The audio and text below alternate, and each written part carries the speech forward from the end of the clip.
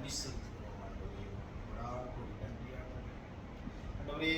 உமக்கு கொடான கொடி நன்றி செலுத்துகிறோம். இறைவனின் வார்த்தை விதையாகும், அறியா உள்ளம் வழியோரம் பறவைகள் விரைந்து தின்பது போல் பகைவர் நம் தீயோர் அழித்திடுவார். பலன் கொடுப்பேன், நல்ல பலன் கொடுப்பேன், பண்பட்ட நிலம் போல் பலன் கொடுப்பேன். வழியோரமா நான் கற்பாறையா, முள் குதரா நான் நல்ல நிலமா. வழியோரமா நான் கற்பாறையா, முள் குதரா நான் நல்ல நிலமா. பலன் கொடுப்பேன், நல்ல பலன் கொடுப்பேன், பண்பட்ட நிலம் போல் பலன் கொடுப்பேன். ஒரே உங்க வார்த்தையை கேட்கும் ஆண்டவரே. நாங்கள் பலன் கொடுக்கறதுக்கு எங்களுக்கு கிருபை செய்யுங்க ஆண்டவரே. 60, 30, 100 என்று நாங்கள் பலன் கொடுக்கறதுக்கு எங்களுக்கு கிருபை செய்யுங்க. எங்களுடைய இருதயம் என்னும் அந்த நிலத்தை நீங்க பண்படுத்துங்க ஆண்டவரே.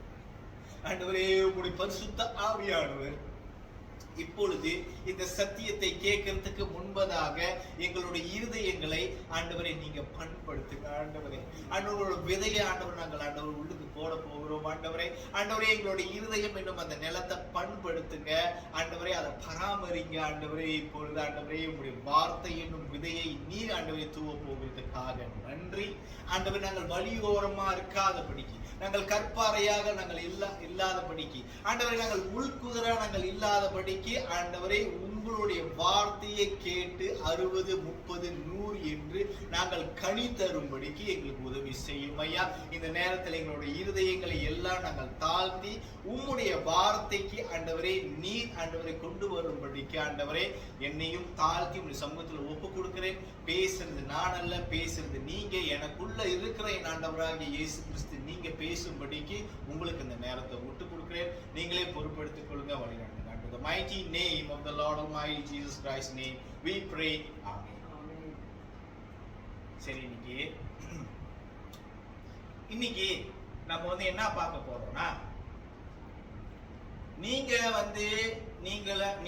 நானு நம்மளோட வஸ்து கேரக்டரை நம்ம காட்டும் போது ஆண்டவர் அவரோட பெஸ்ட் கேரக்டர் எப்படி காட்டுறது, அதுதான் இன்னைக்கோட தலைப்பு அதுதான். சரியா? இன்னொரு வாட்டி சொல்லுங்க, நான் என்ன தலைப்பு சொன்னேன்னு கவனமா கேளுங்க. நான் என்ன சொன்னேன்றது உங்களுக்கு புரியணும். ஏன்னா நாங்க புரிஞ்சாதான் உங்களுக்கு ஆண்டவர் எப்படி பெஸ்ட்ன்றது அவரோட வார்த்தை மூலியமா உங்களுக்கு நான் காமிக்க முடியும். சரியா? இன்னைக்குள்ள தலைப்பு என்ன? இது இப்பதான் சொன்னேன், அதனாலதான் கவனமா கேட்கு. உங்களோட பெஸ்ட் நீங்க காட்டும் போது ஆண்டவர் எப்படி அவரோட பெஸ்ட் உங்களுக்கு காட்டுறாருன்றதுதான் இன்னைக்கு ஒரு தலைப்பு. சரியா? சோ இதுக்காக ஆண்டவர் எனக்கு வெளிப்படுத்துற அந்த வேத பகுதி எதுனா 2 Chronicles chapter 33 verse 1 to the end. 2 நாளாகமம் 33 எடுத்துக்கங்க. வசனத்தை நான் சொல்லும் போது நீங்க படிங்க.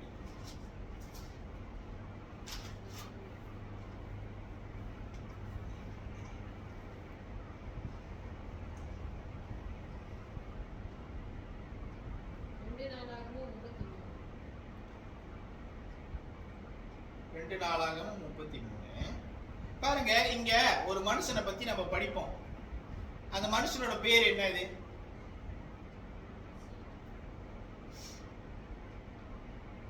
அந்த மனுஷனோட பேர் என்னது? நீங்க திருப்பிட்டீங்களா?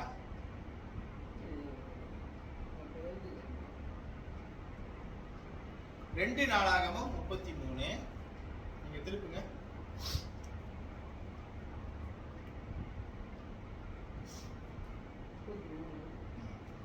நாளாகமம் 33வது அதிகாரம். இங்க ஒரு மனுஷனை நம்ம பார்க்கிறோம்.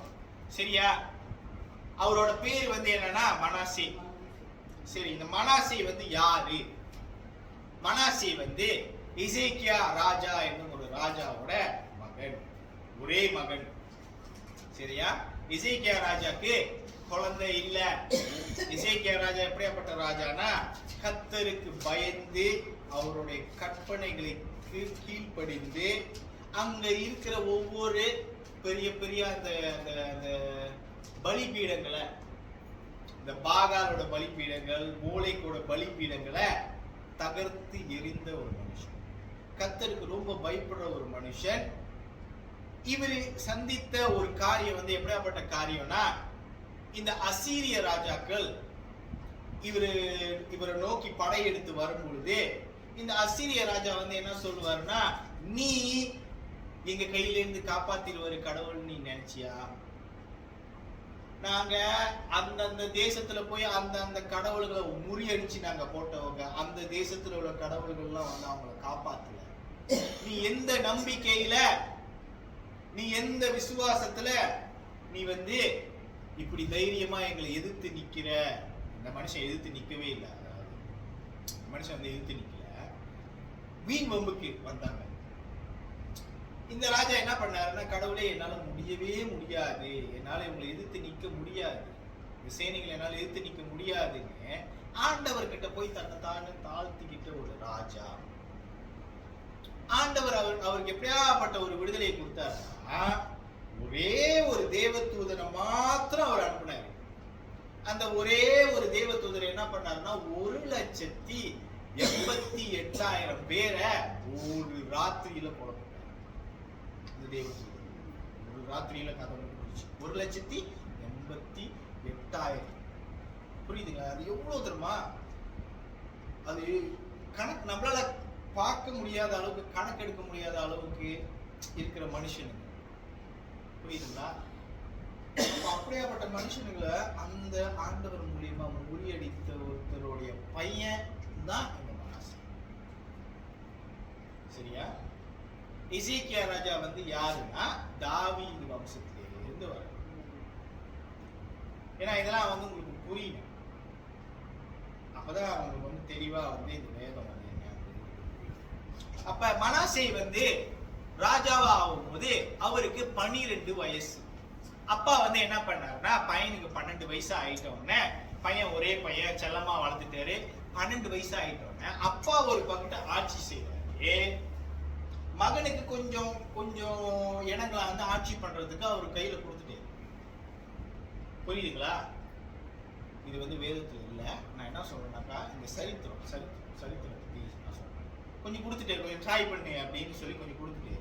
சோ அவரு பின்னாடி போவ போவ போவ போவ இவர் மனாசே வந்து முன்னாடி வர வர வர வர வர அப்படி வந்தவர் தான் மனாசே. புரியுதுங்களா? இப்ப அப்பாக்கள்லாம் வந்து வீட்டுல இருப்பாங்க. அப்பா வந்து ஒரு 40-50 வயசுக்கு வேலை செய்வாரு. அப்பா வந்து அப்படியே கொஞ்சம் கொஞ்சமா ரிட்டையர் ஆக ஆரம்பிப்பாரு. பையன் பையனோ பிள்ளையோ அவங்க வேலைக்கு போவாங்க. அவங்க கொஞ்சம் கொஞ்சமா குடும்ப பொறுப்பை கையில எடுப்பாங்கல்ல, அதே மாதிரி சேம் திங். ஓகே? அப்ப அவங்க அப்பா இறந்துட்டதுக்கு அப்புறம் இந்த பையன் ராஜாவாயிட்டாரு. சோ இந்த பையனுக்கு என்ன பிரச்சனைனா, இந்த பையனோட அம்மா பேர் வந்து என்னன்னா எப்சிபா. எப்சிபா நான் என்ன அர்த்தம்னா,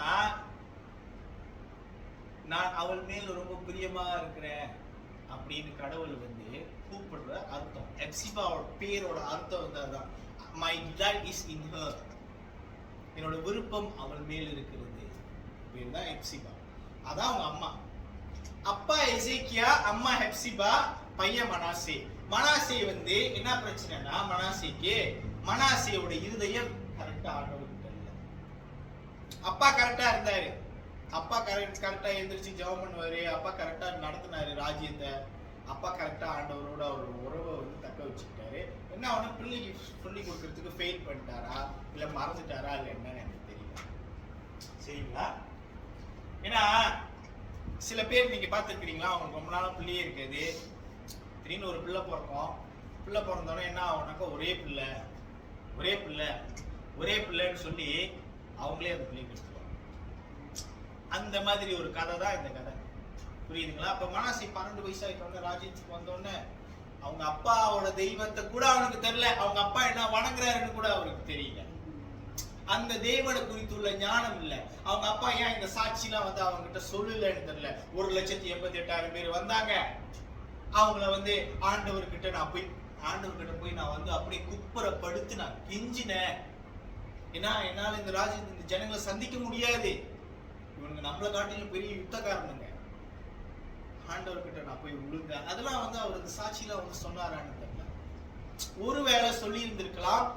சொல்லியும் அந்த பையனோட இருதயம் மமதையா போயிருக்கு. புரியுதுங்களா? ஒருவேளை சொல்லி இருந்திருக்கலாம், ஒருவேளை சொல்லாம இருந்திருக்கலாம். ஆனா மனசையோட வாழ்க்கையை நீங்க படிச்சு பார்த்தீங்கன்னா அவங்க அப்பா எங்கேயோ தவறிட்ட மாதிரி தான் இருக்கும். ஏதோ ஒரு விஷயத்த சரியா சொல்லி கொடுக்காத மாதிரி தான் இருக்கும். அதனால இந்த பையன் என்ன பண்ண ஆரம்பிச்சிட்டானா, நிறைய வந்து அவங்க அப்பா இடிச்சு போட்டாருல, அந்த பலிபீடங்கள்லாம் இடிச்சு போட்டாருல, அந்த பழைய வேற வேற தெய்வத்தோட பலிபீடங்கள்லாம் இடிச்சு போட்டாருல, அது எல்லாத்தையும் கட்ட ஆரம்பிச்சிட்டோன்னே அவர் அதுல பலி கொடுக்கறது ஆண்டவரை மறந்துட்டாங்க. இஸ்ரவேல் ஜனங்களையும் இதுல திருப்பி விட்டுட்டாரு. அவங்க அப்பா சீர்திருத்தம் பண்ணாருல்ல, அவங்க அப்பா திருத்தி வச்சாருல்ல, அந்த ஜனங்கள் எல்லாத்தையும் அந்த ஜனங்களையும் சேர்த்து கொண்டு போய் தப்பான வழியை கொண்டு வந்தான். அவன் செய்யாத காரியமே இல்லை. அவன் செய்யாத காரியமே இல்லைன்னு நான் சொல்லும் போதே நீங்க இந்த வசனத்தை படிக்கல. அவன் செய்யாத காரியமே இல்லை. கர்த்தரோட முன்னுக்கு வந்து அவன் ரொம்ப அருவருப்பா போயிட்டான்.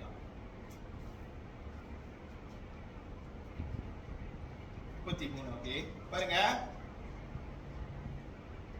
4வது வசனத்துல இருந்து படிங்க.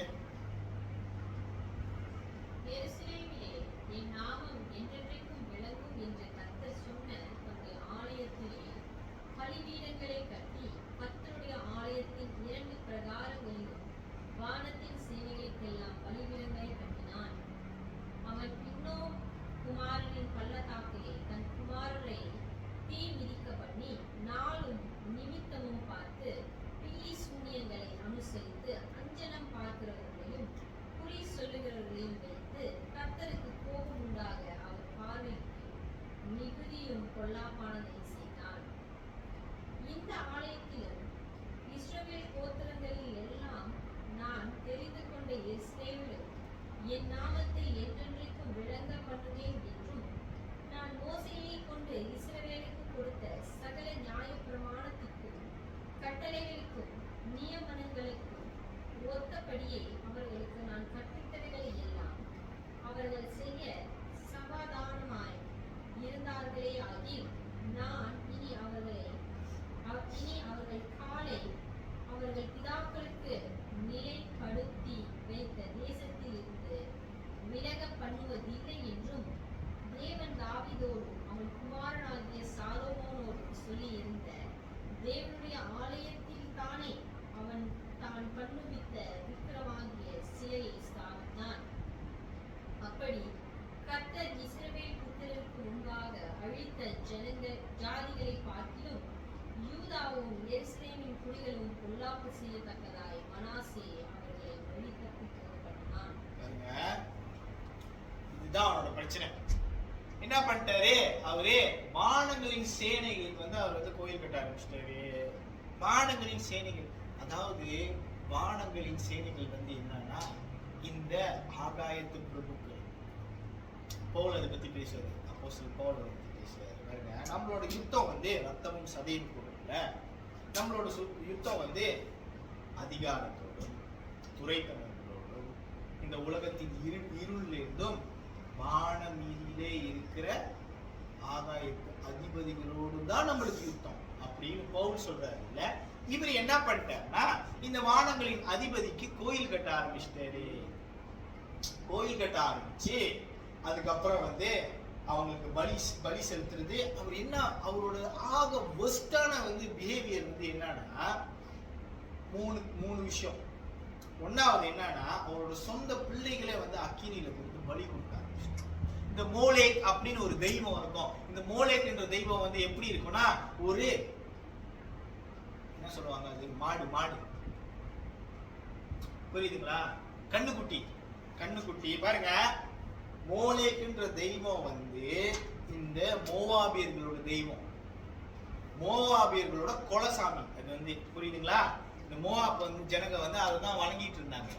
ஆண்டவர் அதனாலதான் மோவாப் அருவருப்பார். ஏன்னாக்கா பாருங்க, இந்த இஸ்ரேல் ஜனங்களை ஆண்டவர் வெளியேந்து கூட்டு வரல எகிப்துல இருந்து. மோசே 40 நாள் மேல போயிட்டோன்னு இவங்க என்ன பண்ணிட்டாங்க, கண்ணுக்குட்டி செஞ்சாங்க. இந்த கண்ணுக்குட்டி, மாடு, இந்த மூளை இதெல்லாம் வந்து சம்பந்தம். நீங்க வேதத்தை நல்லா ஆராய்ஞ்சீங்கன்னாக்கா இது எல்லாத்துக்கும் சம்பந்தம். என்னன்னா கண்ணுக்குட்டி, மாடு, அப்புறம் வந்து இப்ப மோலேக்குன்ற ஒரு தெய்வம், அந்த தெய்வத்துக்கு வந்து தங்களோட பிள்ளைகளை பலி கொடுக்குறாங்க.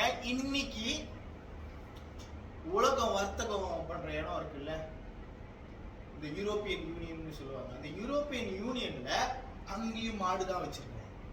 அந்த மாடு அப்போயிலிருந்து ஆரம்பிச்ச அந்த மாடு இன்னைக்கு வரைக்கும் இருக்கு. வேர்ல்ட் ட்ரேட் சென்டர் WTC சொல்றாங்கல்ல, WTC அந்த வீடு வந்து இடிச்சு போட்டாங்கல்ல, அந்த இடம் இது பிரான்ஸ்ல.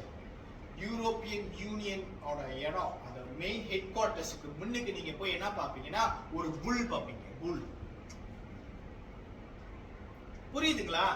இது வந்து நம்ம வந்து ஒரு கிறிஸ்தவங்களா இருக்கிறதுனால இதை பத்தி நம்ம வந்து தெரிஞ்சு வச்சிருக்கோம். ஏன்னாக்கா வருகை வந்து ரொம்ப சீக்கிரமா. போன வாரமும் நான் இதை பத்தி தான் பேசினேன். என்னன்னா பிள்ளைகளை பலி கொடுக்குறாங்க. அந்த செடேக்கியான்னு ஒரு ராஜா வந்து பிள்ளைய வந்து பலி கொடுக்க ஆரம்பிச்சிட்ட இந்த மோலேக்குன்ற தெய்வத்துக்கும் தான். அதுவும் அதே பிரச்சனை தான். ரெண்டாவது என்ன காரியம், ஆண்டவரோட ஆலயத்துக்குள்ளேயே சிலையை கொண்டு வந்துட்டாரு. ஆண்டவரோட ஆலயத்துக்குள்ள சிலையை கொண்டு வந்த ஒரு ஆவி வந்து என்ன ஆவினா அது வந்து அந்தி கிறிஸ்துவோட. நீங்க வந்து வெளிப்படுத்தல் விசேஷத்தை அந்தி கிறிஸ்துவ பத்தி எடுத்து படிச்சீங்கன்னா அந்தி கிறிஸ்து வந்து என்ன பண்ணுவாருன்னா தேவாலயத்துக்குள்ள சகல விதமான அருவருப்புகளை கொண்டு வந்து அவர் பிதாக்கள் அறியாத தெய்வத்தை அவர் வணங்கி அவரு அந்த ஆலயத்துக்குள்ள கொண்டு வந்து அதுக்கு பலி செலுத்துவார். இதான் அந்தி கிறிஸ்துவோட வேலை. இப்ப இவரே அந்தி கிறிஸ்துவ பிரதிபலிக்க ஆரம்பிச்சிட்டாரு. இந்த மனாசேன்ற மனுஷன் வந்து வான தூதர்களுக்கு இடம் கட்டினால, பலி ஆலயம் கட்டினால அந்தி கிறிஸ்துவுக்கு பலி கொடுக்க ஆரம்பிச்சிட்டாரு. அந்தி கிறிஸ்துவுக்கு ஒப்பாயிட்டாரு. அந்தி கிறிஸ்துவும் இந்த வேலையை தான் பார்க்க போறான். புரியுதுங்களா? அந்தி கிறிஸ்துவோட கிரியை அப்படியே இவருக்குள்ள இருந்தாரு. அப்பா வந்து நல்லா ஜெபிக்கிற ஒரு மனுஷன், ஆனா பையன் அந்தி கிறிஸ்துவோட வேலையை பார்க்க ஆரம்பிச்சான். அப்படியே பண்ணதும் இல்லாம அவனோடு சேர்த்து இந்த யூதாவில் உள்ள எல்லா ஜனங்களையும் வந்து அவன் கொண்டு போயிட்டான். ஆண்டவரோட கணக்கு இது, ஆண்டவருடைய கணக்கு.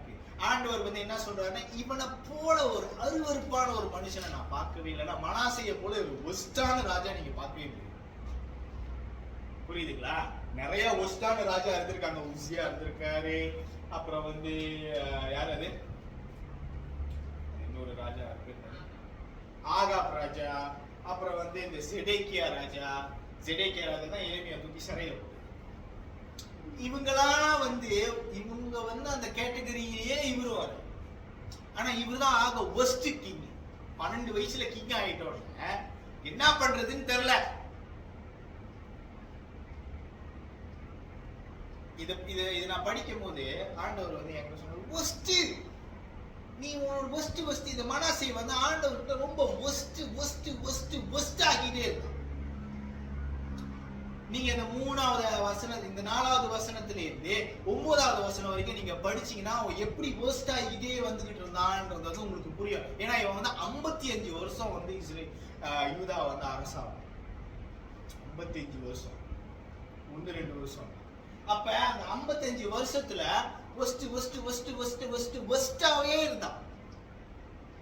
ஒஸ்டாவே இருந்தனால ஆண்டவர் நியாயாதிபதி, அவரின் நீதியை நிலைநாட்டுகிற நியாயாதிபதி. அவருக்கு நீ பிள்ளையா இருந்தாலும் சரி, நீ பிள்ளை இல்லைனாலும் சரி, அவர் உனக்கு பண்ண வேண்டிய நியாயத்தையும் நீதிபதியா இருந்தா அவர் வேலையை வந்து அவர் கரெக்டா செய்வார். He is very perfect. God is very perfect. Okay? அப்ப இவன் வஸ்து காட்டுறான்ல. அப்ப இந்த ஐசையா 23வது அதிகாரம் 12 இருந்து 14 படிங்க.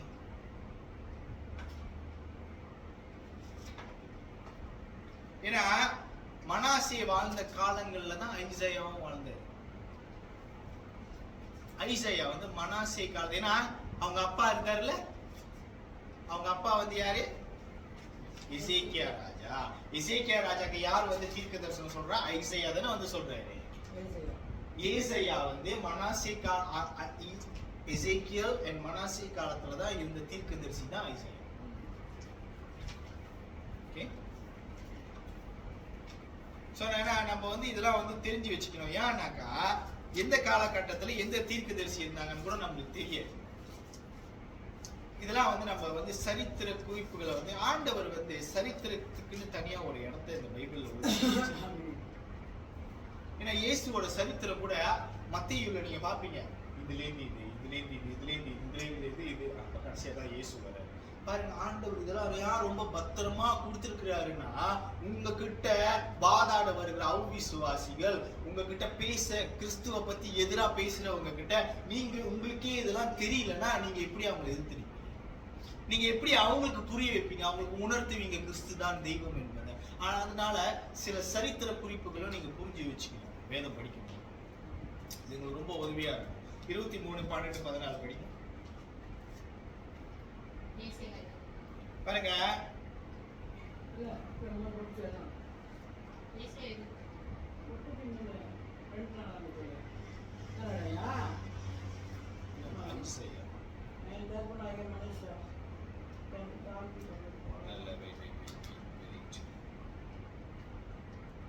Okay,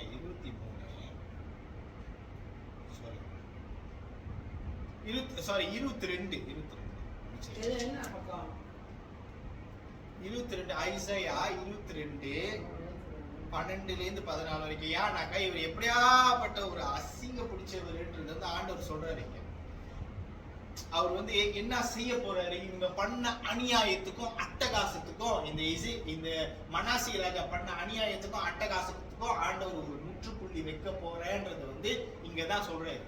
proclamation against Jerusalem. இந்த 22வது அதிகாரத்தை ஐசையால நீங்க படிச்சீங்கன்னா எருசலேமுக்கு வர ஆபத்து ஆண்டவர் சொல்றாரு.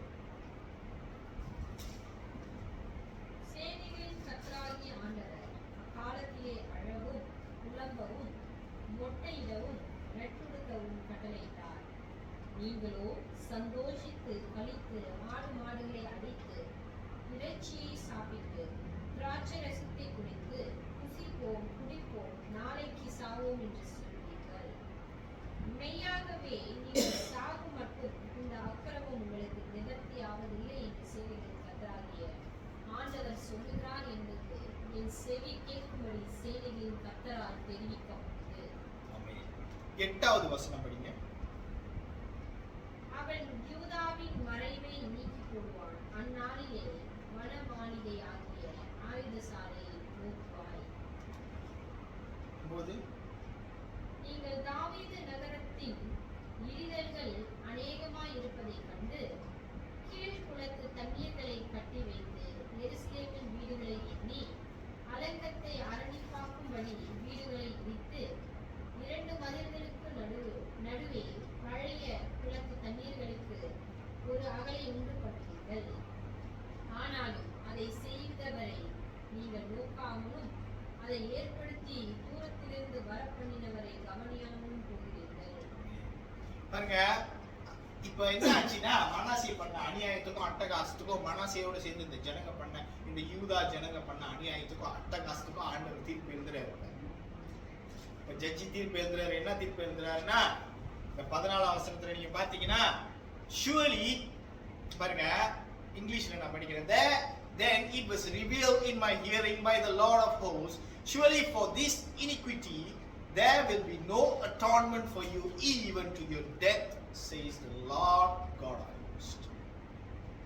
You see, நம்ம வந்து பார்த்தது வந்து வான தூதர்களா, வான அதிகாரிகளா, வான தூதர்களுக்கு தான் வான தூதர்கள். ஆனா இங்க இது வந்து சேனையின் கர்த்தர், the Lord of hosts, God of hosts. பாருங்க, இந்த வானாதிபதிகளுக்கே அவர்தான் கடவுளாம். இங்கேயும் அந்த வசனம் போட்டிருக்குதுன்னா அவரோட தலைப்பை சொல்றாரு, அவரோட பட்டத்தை சொல்றாரு, நான் சேனைகளின் கர்த்தர். சேனைகளின் கர்த்தர்னா என்ன அர்த்தம்னா, நமக்கு இந்த வான மண்டலத்துல இருக்கிற பொல்லாத ஆவிகளுக்கு, அதுக்கப்புறம் தூதர்களுக்கு, நீங்க யார் யார் யார் யாரெல்லாம் மேல மேல மேல மேல நினைக்கிறீங்களோ அவங்க எல்லாத்துக்குமே அவர் தான் கர்த்தர். வசனம் அது அப்படிதான் சொல்லுது. அப்ப இவர் தான் சேனைகளின் கர்த்தர். நீங்க சொல்லும்போது சேனைகளின் கர்த்தர் சேனைகளின் கர்த்தர் நீங்க சொல்லும் போது உங்களுக்கு தெரிஞ்சு சொல்லணும், என்ன சொல்றீங்கன்றது தெரிஞ்சு சொல்லணும். மத்தவங்க சொல்றாங்கன்றதுக்காக நீங்க சொல்லக்கூடாது. சேனைகளின் கர்த்தர்னா இதுதான் அர்த்தம். அவர் தான் மேல, அவர் தான் ஆக பெருசு, அவருக்கு மேல யாரும் இல்ல, அவர் தான் சேனைகளுக்கே கர்த்தர். அப்படி நீங்க விசுவாசிச்சு நீங்க சொல்லும் போதுதான் அந்த சேனைகளின் கர்த்தர் என்ற வார்த்தை புரியுதுங்களா? அப்ப இங்க ஆண்டவர் தீர்ப்பு எழுதுறாரு, ஓகே உனக்கு நீ எப்படி அழுந்து புலம்பனாலும் நீ யாரும் என் கையில இருந்து காப்பாற்ற முடியாது, உனக்கு சாவுதான். ஆண்டவர் literally this is the judgment he is giving. அப்ப இந்த மாதிரி ஒரு காரியம் வந்துட்டோன்னே மனாசேவை வந்து என்ன பண்றாங்கன்னா, பாபிலோன்ல இருந்து ராஜா வந்து பிடிச்சிட்டு போய் திருப்பி அந்த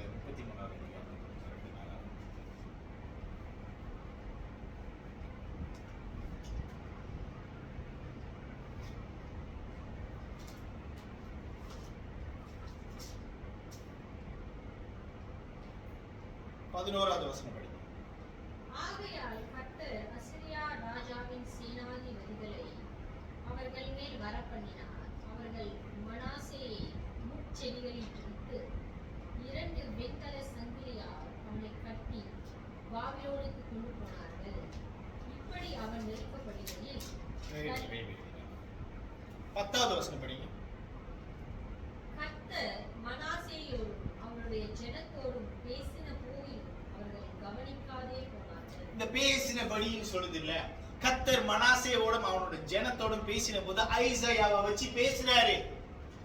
டேய் நீங்க பண்ற அநியாயம் அட்டகாசத்துக்கு அளவு இல்லாம போய்கிட்டு இருக்கு, உங்களோட முடிவு ஆண்டவர் எழுதிட்டாரு, யாருமே உங்களை காப்பாற்ற முடியாது அப்படின்னு சொல்லும் போது கூட இந்த நினைவே ஜனங்க மனம் திரும்பின அளவுக்கு கூட மனம் திரும்புறதுக்கு மனம் நரபலியை கொடுக்குறாங்க. சில்ட்ரன்ஸ் பிள்ளைகளை நரபலியை கொடுக்குறாங்க, பிள்ளைகளை நரபலிக்கு கொடுக்குறாங்க. என்ன அர்த்தம்னா அவங்களுக்கு செல்வம் செழிப்புகள் வரத்துக்கு, அவங்க நினைச்சது நடக்கிறதுக்கு, அவங்களோட காரியங்கள் எல்லாம் சரியா வரதுக்கு நரபலி கொடுக்குறாங்க. லிட்டரலி இவனும் அதான் செஞ்சான். பாருங்க, இந்த ஐசாயா தீர்க்கதரிசியை சாவடிச்சதே மனாசே. ஐசாயா தீர்க்கதரிசி எப்படி செத்து போனாருன்னு உங்களுக்கு தெரியுமா? பாருங்க, ஒரு பெரிய ரம்பத்தினால 2ஆ பொளந்தாங்களாம். அப்படிதான் ஐசாயா தீர்க்கதரிசி இறந்து போனாரு. நீங்க போய் படிக்கலாம் ஐசாயா தீர்க்கதரிசி பத்தி. ஒரு பெரிய ரம்பத்தினால 2ஆ அந்த பொளந்தாங்க. ஏன் தெரியுமா? இந்த மனாசே ராஜா வந்து எகிப்துக்கும் அசிரியர்களுக்கும் பாலமா இருக்கிறாரு. இவர்தான் பாலமா இருக்கிறனால அசிரியர்கள் என்ன சொல்றாரோ அது வந்து இவர் செய்வாரு. எகிப்திய கலாச்சாரத்துல என்ன பார்த்தாரோ அது வந்து இங்க செய்வாரு. இங்க செஞ்சு ஜனங்களுக்கும் இன்ட்ரோடியூஸ் பண்ணி விடுவாரு. பண்ணி விடும் போது என்ன ஆகுதுன்னா, அசிரியர்கள் வந்து வேண்டி கேட்டுக்கொண்டபடினால தேவனுடைய தீர்க்கதரிசி இருக்கக்கூடாது, இந்த மாதிரி இருக்கக்கூடாது. அதாவது என்னன்னா, கடவுள் தீட்டான், கடவுள் சம்பந்தப்பட்ட எல்லாத்தையும் வெளியெடுத்துரு. புரியுதுங்களா என்ன அர்த்தம்னா? நீ உன் கடவுள் சம்பந்தப்பட்டது எல்லாத்தையும் வெளியெடுத்துரு, இதெல்லாத்தையும் உள்ளுக்கு கொண்டு வந்துரு. அப்படிதான் மனாசே அவர்களுடைய சாதகத்துக்கு விருப்பமா, ஏன்னா ஐசாயா வந்து அசீரியர்களுக்கு விரோதமாகவும் தீர்க்க தரிசனம் பேசினார், எகிப்தியர்களுக்கு விரோதமாகவும் தீர்க்க தரிசனம் பேசுறனால அவங்க 2 பேர்த்தையும் சமாதானப்படுத்துறதுக்கு ஐசாயா தீர்க்கதரிசியை 54 ஆண்டவருடைய ஊழியக்காரர் மேலையும் கை வச்சிட்டார். சோ அதனாலதான் இந்த மனாசேக்கு இந்த வேதனை. அவன் யாரு பக்கத்து சார்ந்திருந்தானோ, அசீரியர்களும் மனாசேயும் இப்படி எசேக்கியா காலத்துல இருந்து, ஏன்னா எசேக்கியா வந்து நல்லா ஆனதுக்கு அப்புறம் அவங்க வரானுங்க, நீ எப்படி நல்லா ஆன அப்படின்னு பாக்குறதுக்கு நாம வந்திருக்கோன்னு இவர் தான் அதை ஆரம்பிச்சு விட்டது. இவர் அவரோட பிள்ளைக்கு ஜெபம் பண்ணவும் இல்லை. ஆண்டவர் என்ன சொல்லுவாருன்னா, இது நீ என்கிட்ட ஒழுங்கா நடந்துருந்தாலும் இது உன் காலத்துல நடக்காது, நீ இங்க பார்த்ததெல்லாம் பாபிலோன்காரன் தூக்கிட்டு போவான்டான்னு சொல்றாங்க. நீ திறந்து காட்டுனல்ல, என்னைய பத்தி பேசாம நீ திறந்து காட்டுனல்ல, இது எல்லாத்தையும் அவனுக்கு தூக்கி போவான்னு சொன்னாரு. இது உன் காலத்துல நடக்கும், உன் பிள்ளை காலத்துல நடக்கும் சொன்னாரு. அப்ப இவர் என்ன சொல்லுவாருன்னா, ஓகே தேங்க்யூ காட், என் காலத்திலேயாவது இது நடக்காது அப்படின்னு வந்து அவர் வேண்டுதல் அப்படி போயிருச்சு. ஆனா அவரோட பிள்ளைக்காக அவர் மனம் இறங்கி வரும். அப்ப இந்த மாதிரி ஆயிட்டோன்னே ஆண்டவர் அப்ப சொன்ன அந்த காரியம் இப்ப நடக்குது. ஐசாயா மூலியமா ஆண்டவர் எசேக்கியா கிட்ட சொன்ன காரியம் இப்ப நடக்குது. இதெல்லாம் தீர்க்க தரிசனம். ஆண்டவர் சொன்னா செய்வார். ஆண்டவர் சொன்னா செய்வார். ஆண்டவரோட வார்த்தை வந்து எப்படியாப்பட்ட வார்த்தைனா, நீங்க சங்கீதம் 12:6 எடுங்களேன்.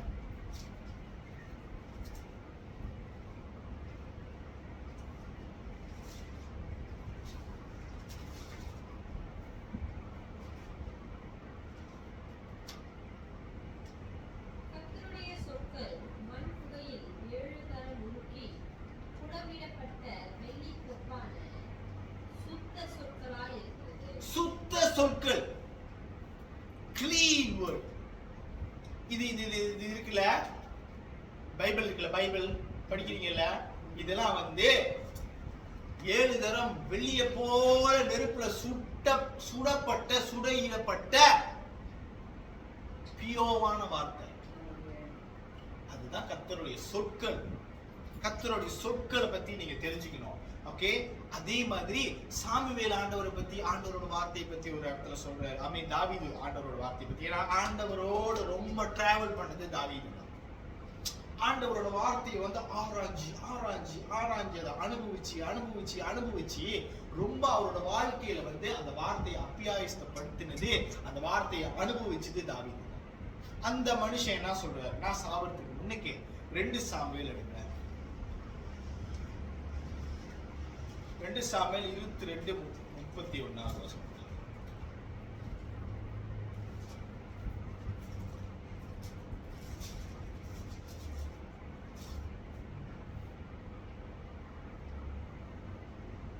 தேவனுடைய வழி உத்தமமானது, கர்த்தருடைய வசனம் புறவிடப்பட்டது.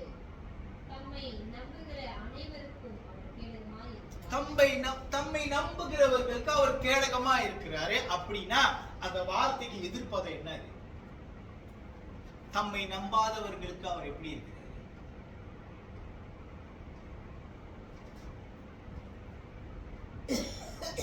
தம்மை நம்புகிறவர்களுக்கு அவர் கேடகமாக இருக்கிறார்னா, தம்மை நம்பாதவர்களுக்கு அவர் ஈட்டியா இருக்கிறார், அவர் கத்தியா இருக்கிறார், பட்டயமா இருக்கிறார். கர்த்தர் ஒரு மனுஷனை எதிர்த்து நின்னாருன்னா அவனுக்கு வாய்ப்பு இருக்கும் நீங்க நினைக்கிறீங்களா? கர்த்தர் ஒரு மனுஷனுக்கு விரோதமா எதிர்த்து நின்னுட்டாருன்னா அவனுக்கு வாய்ப்பே இல்லை, முடிஞ்சிச்சு அவன். ஆனாலும் இந்த மாதிரி ஒரு இடத்துலதான் மனாசே இப்ப நின்றுகிட்டு இருக்காரு. இந்த மாதிரி ஒரு இடத்துல இருந்துதான். ஆனாலும் இந்த மனுஷன் வந்து பாருங்க, 12வது வசனம் படிங்க. இதுதான் வந்து ஹைலைட். இப்படி அவன் நெருக்கப்படுகையில் தன் தேவனாகிய கர்த்தரை நோக்கி கெஞ்சி, தன் பிதாக்களின் தேவனுக்கு முன்பாக மிகவும் தன்னை தாழ்த்தினான். அவரை நோக்கி அவன் விண்ணப்பம் பண்ணி கொண்டிருக்கிற போது அவன் கெஞ்சலுக்கு இறங்கி அவன் ஜெபத்தை கேட்டு அவனை திரும்ப எருசலேமில் உள்ள தன்னுடைய ராஜ்யத்திற்கு வரப்பண்ணினார். கர்த்தரே தேவன் என்று அப்பொழுது மனாசே பாருங்க, நான் முதலே உங்கள்ட்ட சொன்ன என் பிரசங்கத்தோட தலைப்பு வந்து என்னன்னா, நீங்க உங்க பெஸ்ட் காட்டும் போது ஆண்டவர் வந்து அவரோட பெஸ்ட் காட்டுவார். இங்க காட்டுறாரு பாத்தீங்களா? பாருங்க, அவன் பண்ண ஜெபம் இந்த பைபிள்ல இல்ல. கொஞ்சம் இன்ஃபர்மேஷன், மனாசே என்ன ஜெபம் பண்ணாருன்றது இந்த பைபிள்ல இல்ல. பைபிள்ல இருந்து எடுத்துட்டாங்க.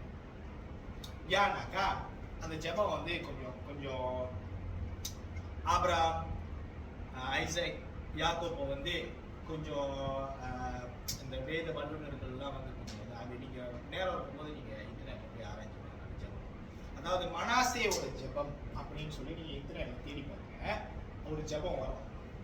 அந்த ஜெபத்தை நீங்க படிங்க, சரியா? அப்ப மனாசே பண்ண அந்த ஜெபத்துல ஆண்டவர் மனம் இறங்கி, ஆண்டவர் வந்து ஐயோ நம்மளுக்குன்னு ஒரு கடவுள் இருந்தாரு, யாரோ ஒரு கடவுள், உண்மையான ஒரு கடவுள். இன்னைக்கு வரைக்கும் ஆளுங்க அப்படிதான் தேடிட்டு இருக்கிறாங்க வெளியே. நீங்க நம்புறீங்களோ இல்லையோ, ஒருத்தர் இருக்கிறாரு, ஒரு கடவுள் இருக்கிறாரு. கடவுள் இல்லைன்னு சொல்றவனுக்கு இருதயத்துல கூட இந்த தேடல் இருக்கும். யாரோ ஒருத்தர் இதெல்லாம் படைச்சிருக்காரு, யாரோ ஒருத்தர்னால தான் இதெல்லாம் நடத்த முடியும். பாருங்க, படைப்புன்னு ஒண்ணு இருந்ததுன்னா படைத்தவர்னு ஒருத்தர் இருப்பாரு. கிரியேஷன் ஒண்ணு இருந்துச்சுன்னா கிரியேட்டர் இருக்கணும் கண்டிப்பா. நீங்க விஞ்ஞானம் மூலியமா நீங்க வந்து இதை பத்தி ஆராய்ச்சி பண்ணாலும் சரி, நீங்க கணக்கு மூலியமா இதை பத்தி ஆராய்ச்சி பண்ணாலும் சரி, ஆண்டவர் எல்லா கணக்குதலையும் விஞ்ஞானத்தையும் கரெக்டா வச்சிருக்கிறார். எனக்கு இந்த பைபிள்ல பிடிச்ச விஷயமே என்னன்னாக்கா, நீங்க என்ன கேள்வி தேடினாலும் அந்த பைபிள் உங்களுக்கு விட கிடைச்சிடும். இதை பத்தி நீங்க கொஞ்சம் உட்காந்து ஆண்டவரோட டைம் ஸ்பெண்ட் பண்ணி இதை கொஞ்சம் ஆராய்ச்சிங்கன்னா உங்களுக்கு உங்களோட கேள்விக்கு உங்களுக்கு பதில் கிடைச்சிடும். ஏன்னா அவரோட சுத்த வார்த்தை உங்களை வந்து உங்களுக்குள்ள இருக்கிற அழுக்க வெளியாக்கி. அதனாலதான் ஆதியில வார்த்தை இருந்தது, அந்த வார்த்தை தேவனிடத்துல இருந்தது, அந்த வார்த்தை தேவனாவே இருந்தது அப்படின்னு ஏன் வந்து யோவான் சொல்றாருன்னா, அந்த சுத்த வார்த்தை தான், அந்த வார்த்தை தான் இந்த மனுஷனோட இருதயத்தை தாழ்த்துது. ஆண்டவர் சொன்னது அப்படி நடந்தபடினால அவருக்கு தாங்கிக்க முடியல, மனசினால தாங்க முடியல.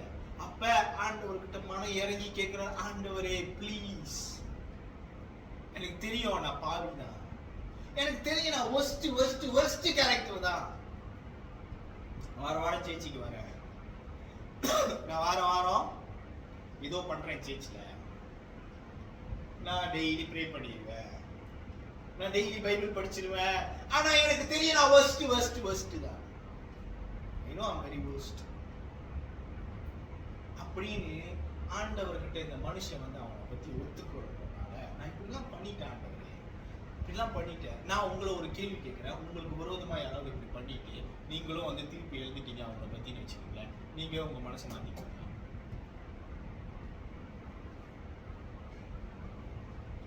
பொல்லாத நீங்கள், பொல்லாத உங்களாலேயே அதை செய்ய முடியாதுன்னா அவர் எப்படியாப்பட்டவரு, அவர் எதுக்கு செய்யணும்?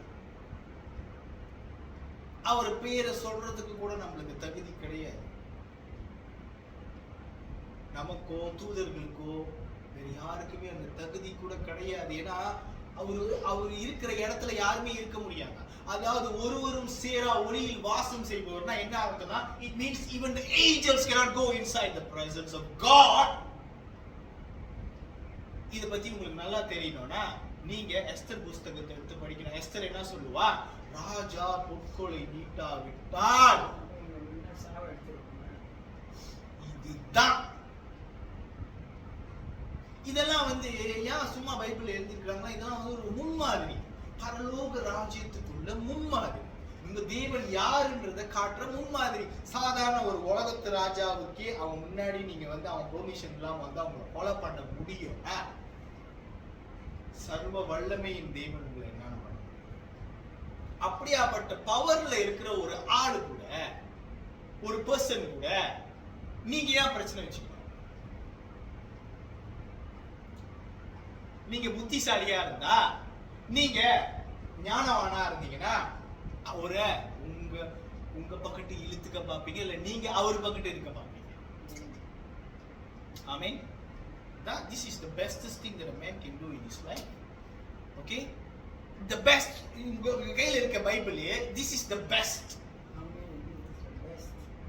பாருங்க, பிரசங்கி 12வது அதிகாரம் கடைசி வசனம் நீங்க படிச்சீங்கன்னா, எல்லா விஷயமும் சோதிக்கப்பட்டு விட்டது, கர்த்தருக்கு பயந்து அவரோட கட்டளைகளுக்கு நீ கீழ்ப்படிந்தா உனக்கு பெஸ்ட். பிரசங்கி 12 கடைசி வசனம் நீங்க பாத்தீங்கன்னா, for all thing has been tested. Okay, the bestest thing to do is to obey and keep his commandments. ஒவ்வொரு கிரியும் அந்தரங்கமான ஒவ்வொரு காரியத்தையும் நன்மையினால் கடைசி வசனம் தேவன் நியாயத்தில் கொண்டு வருவார். 12 ராஜ்யத்தின் படைத்தொகையை கேட்போமாக. தேவனுக்கு பயந்து அவர் கட்டளைகளை கைக்கொள். எல்லா மனுஷர் மேலும் விழுந்த கடமை இதுவே. கடமை. This is your கடமை. இதான் உங்களோட கடமை. Okay? Fear God and keep his command, you are safe. Okay, ஏன் தெரியுமா? கர்த்தருடைய வார்த்தை இப்பதான் அவங்க படிச்சாங்க அந்த சாமுவேல் 22 அதிகாரம். அவர் நம்பி இருக்கிறவங்களுக்கு அவரு தான் கேடயம். அவரோட வார்த்தை தான் கேடயம். உங்களோட வார்த்தை, உங்களோட இருதயத்துல ஆண்டவரோட வார்த்தை இல்லைன்னா நீங்க ரொம்ப ஈஸியா வஞ்சிக்கப்பட்டு போயிருவீங்க. ஆதாம ஆண்டவர் படைச்சி நீ இந்த தோட்டத்தை பண்படுத்து இந்த நிலத்தை பண்படுத்துன்னு சொன்னாரு. ஆனா ஆதாம் அந்த காரியத்தை செய்யல. பண்படுத்தாதனால சர்ப்பம் ஒழுங்காச்சு. இதெல்லாம் ஒரு முன்மாதிரி. இது நீங்க ஆவிக்குரிய ரீதியில இந்த அர்த்தங்களை நீங்க புரிஞ்சுக்கணும். நீங்க உலக ரீதியா இந்த பைபிள் படிச்சீங்கன்னா உங்களுக்கு ஒரு கதையா மட்டும் தான் தெரியும். ஆவிக்குரிய ரீதியில நீங்க பாருங்க. அதனாலதான் ஆண்டவர் சொல்றாரு, வழியோரம் பண்பட்ட நிலம் அதுதான் துணுக்குமா. அப்ப ஆதாம் அந்த காரியத்தை ஒழுங்கா செஞ்சிருந்தாருன்னா சர்ப்பம் உள்ளுக்கு வந்திருக்கவே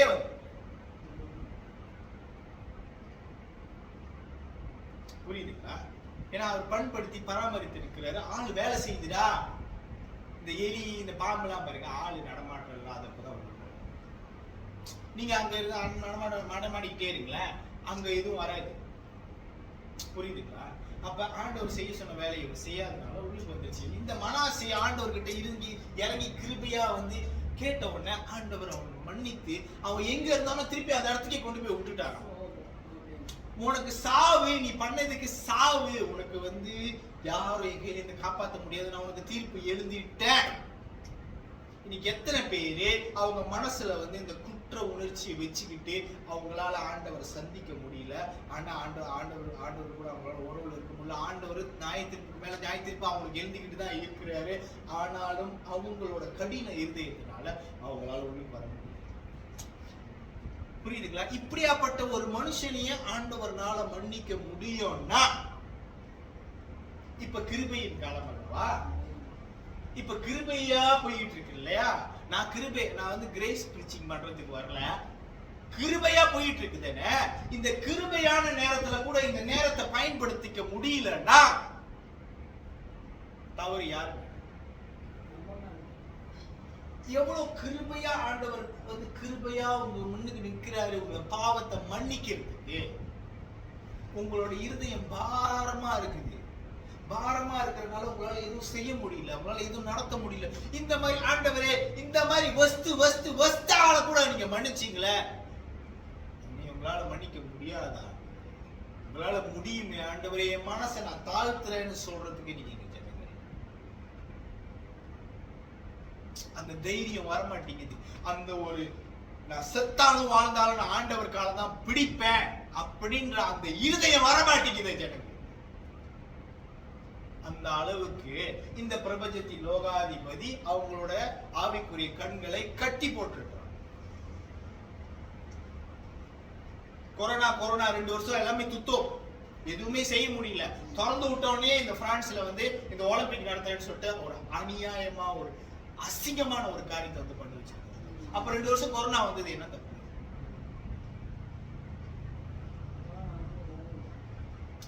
பாத்தீங்களா? ஆண்டவர் புரிஞ்சு வச்சிருக்கிறது மனுஷனோட இருதயம் கிறுக்கும் கீடுமா இருக்குதுன்றது ஆண்டவருக்கு தெரியும். தெரியலனாதான் உனக்கு ஆண்டவர் தேவை. ஏன்னா உன்னைய பத்தி உனக்கு தெரியாது, உன் பக்கத்து வீட்டுக்காரங்களுக்கு தெரியாது, உன் கூட பழகிறவங்களுக்கு தெரியாது, உன் கூட 10 வருஷம் வாழ்றாங்க அவங்களுக்கு கூட தெரியாது, உன் புருஷனுக்கு தெரியாது, பொண்டாட்டிக்கு தெரியாது. உனக்கு தான் உன்னை பத்தி தெரியும். உனக்கு தெரிஞ்ச ஒரே ஆளு உன்னை பத்தி தெரியும்னு சொல்லி அவருதான். இது ரொம்ப முக்கியம். It's very very important, very very crucial. இவன் லைஃப் அண்ட் டெத்துக்கு நடுவுல நின்றுகிட்டு ஆண்டவரை நோக்கி கூப்பிடும் போது கூட ஆண்டவர் மனம் இறங்குறாரு. பழைய ஏற்பாடின் தேவன் எப்படியாப்பட்ட தேவன்? அவர் ரொம்ப கடினமான இருதயம் உள்ளவரு, ரொம்ப கடினமானவரு. ஆனா அந்த கடினமான தேவனையே அவனோட ஜெபம். நான் ஆண்டவர்கிட்ட சொன்னேன், ஆண்டவரே மனசை காட்டினோட நான் நியாயம் தீர்க்கல, நான் பிள்ளைகளும் கொண்டு போய் அக்கினியில போடல. நான் யாருக்கும் தூபம் கட்டினது இல்ல. எனக்கு தெரிஞ்சதுலாம் உங்களை மாத்திரம் தான். எனக்கு வேற கடவுளே தெரியாது. உங்களுக்கு தெரியுமா? எனக்கு தெரிஞ்சதெல்லாம் உங்க மாத்திரம் தான். அந்த ஆகாப்பு மாதிரி நான் செய்யலையே. நான் நியாயம் தீர்க்கல. மறுபடியும் சொல்றேன், அவங்களெல்லாம் நீங்க மன்னிச்சு அவங்களுக்கு ஒரு வாய்ப்பு கொடுத்தீங்க. அவங்க ரெட்டு உடுத்தி சாம்பல்ல உட்காரும் போது அவங்களுக்கு ஒரு வாய்ப்பு கொடுத்தீங்க. ஏன் எனக்கு ஒரு வாய்ப்பு கொடுக்க மாட்டீங்க?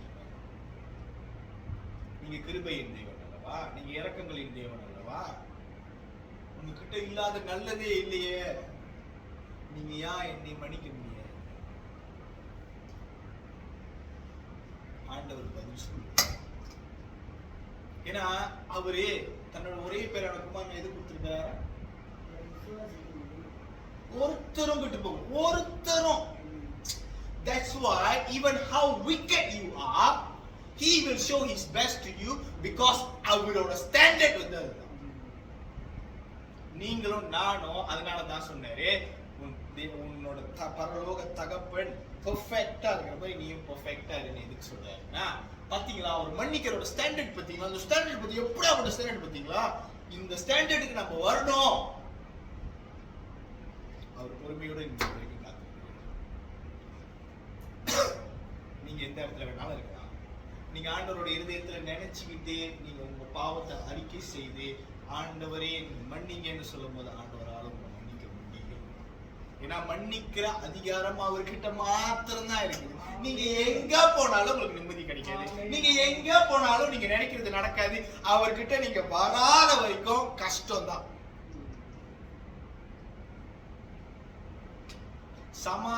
அதாவது பிரச்சனைகளுக்கு நடுவுல சமாதானத்தை கொடுப்பாரு. பிரச்சனையை எடுத்து போட்டுற மாட்டாரு, பிரச்சனைகளுக்கு நடுவுல உனக்கு சமாதானத்தை கொடுப்பாரு. அதுதான் உன் ஜெபத்தின் ஆரம்பம். பிரச்சனைகளுக்கு நடுவுல உன்னோட ஜெபம் கேட்கப்பட்டு உனக்கு சமாதானம் கிடைச்சிட்டோட நீ அங்கேயே நின்ற கூடாது. அதுதான் உன் ஜெபத்தின் ஆரம்பம். சோ அதனால நீங்க மனம் திரும்புற எந்த இடத்துல நீங்க திடீர்னு எல்லாம் காண போறாங்க. நம்ம போன வாரம் பார்த்தவங்க இல்லாம போயிருக்காங்க. இதை குறித்து எனக்கு ரொம்ப பாரமா இருக்கிறதுனால ஆண்டவர்கிட்ட நான் இதை பத்தி ஆண்டவர்கிட்ட பேசி, ஆண்டவர் எனக்கு கொடுத்த வார்த்தை இது, அதனால நான் உங்கள்கிட்ட நீங்க ஒஸ்டா கூட இருங்க, ஆனா இப்படியாச்சும் ஆண்டவர் முடியாது. அதுதான் தேவை, அதுதான் முக்கியம். இந்த உறவை மட்டும் நீங்க பாத்துக்குங்க, நீங்க சேஃப்.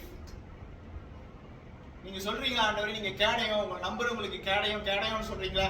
ப்ளீஸ் நான் உங்களை நம்புறேன், எனக்கு கேடயமா இருங்க. நீங்க கேளுங்க, அவர் உங்களுக்கு கேடயமா இருப்பார். கண்களை படி நம்ம ஜெபம் செய்வோம். ஆண்டவரே இந்த நேரத்துக்காக நன்றி.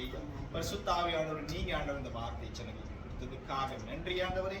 நீங்க ஆண்டவரே இந்த வார்த்தையை ஆண்டவரே பண்பட்ட இந்த நிலங்களுக்குள்ளாக நீங்க விதைத்ததுக்காக நன்றி. இது 30, 60, 100 என்று கனி தரும்படிக்கு ஆவியானவர் நீங்க கிரியை செய்ததுக்காக நன்றி ஆண்டவர். இந்த வார்த்தையை கேட்டு ஆண்டவரை காட்டத்தி மரமாக இருக்கிற நாங்கள் உம்முடைய தோட்டம், திராட்சை தோட்டத்தில் நடப்பட்ட காட்டத்தி மரமாகிய நாங்கள் எங்கள் நேசராகிய ஆண்டவராகிய இயேசு கிறிஸ்து எங்களை தேடி வரும் பொழுது நீர் விரும்பக்கூடிய கனிகளை நாங்கள் கொடுக்கும்படிக்கு பரிசுத்த ஆவியானவர் நீங்க எங்களை தயார்படுத்தி கொண்டிருக்கிறதுக்காக நன்றி ஆண்டவர் விரும்புகிற கனிகளை நாங்கள் கொடுக்கும்படிக்கு நீர் எங்களுக்கு கிருபை செய்யும். இந்த வார்த்தையை நீங்களே எங்களுடைய இதயத்தில் பதிவு பண்ணுங்க.